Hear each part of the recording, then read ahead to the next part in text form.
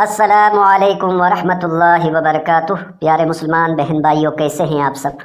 آئیں پیارے آقا علیہ الصلاۃ والسلام کی چند احادیث مبارکہ سماعت فرمائیں۔ جزاک اللہ۔ بسم اللہ الرحمن الرحیم۔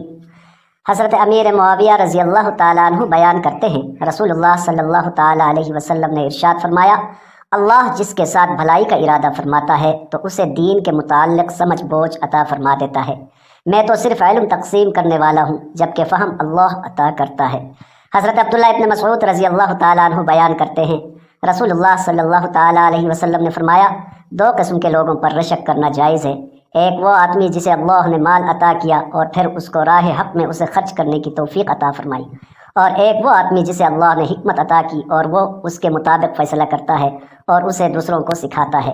حضرت ابو ہریرہ رضی اللہ تعالیٰ عنہ بیان کرتے ہیں، رسول اللہ صلی اللہ تعالیٰ علیہ وسلم نے ارشاد فرمایا، جب انسان فوت ہو جاتا ہے تو تین کاموں، صدقہ جاریہ، وہ علم جس سے استفادہ کیا جائے، اور نیک اولاد جو اس کے لیے دعا کرے کے سوا اس کے اعمال کا سلسلہ منقطع ہو جاتا ہے۔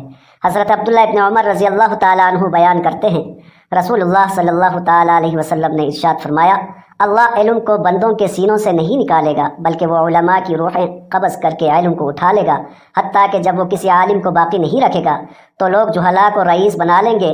جب ان سے مسئلہ دریافت کیا جائے گا تو وہ علم کے بغیر فتویٰ دیں گے، وہ خود بھی گمراہ ہوں گے اور دوسروں کو بھی گمراہ کریں گے۔